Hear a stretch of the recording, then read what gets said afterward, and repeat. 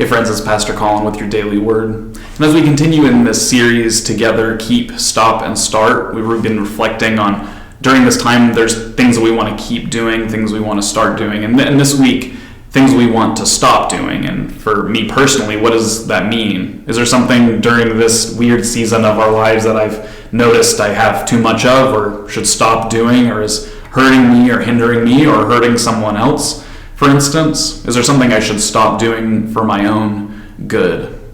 And I thought of many different things, a number of things that I could stop doing. One of those things might be I could stop ordering out and I could cook more at home, but I've kind of learned all my tricks when it comes to the kitchen and I'm a little bored, to be honest. So ordering out is kind of a little bit of a fun thing, a little wonderful thing I can do every few days with Landon. But I listened to this sermon this past week by Josh Porter, who's a pastor in Vancouver, Washington, and he says this: excess can sabotage the potential of your apprenticeship to Jesus. And thinking about that in terms of what I should stop, I started to think in that frame, is there something that I have too much of? Is there something that I participate in that it's participation to excess? There's way too much going on. And I don't want to sound like a bore or one of those many voices that says like social media is evil and we should get rid of it. I think it's a beautiful tool. You're probably watching this video on social media right now. But I think something that social media teaches us and gives us an excess of is comparison. Comparison, we know, kills. Comparison hurts. Comparison can do damage not only to you spiritually, but ultimately to you physically.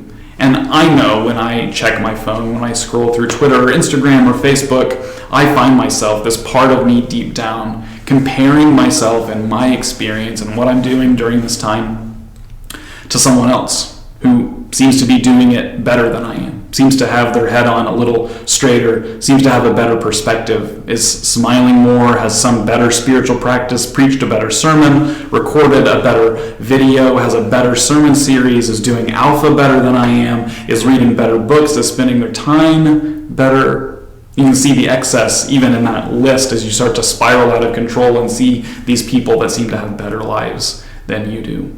There's kind of a secret. It's actually not so secret when we think about it, that those people that you think are doing so much better than you, that seem to know exactly how the world is going to change and what the next season is going to be like and what exactly we should be doing during this time, they don't. They're going through it just as you are. They're taking their next best step just as you are. They're living through this crazy, chaotic time just as you are. And the appearance may be that they're doing a better job than you are.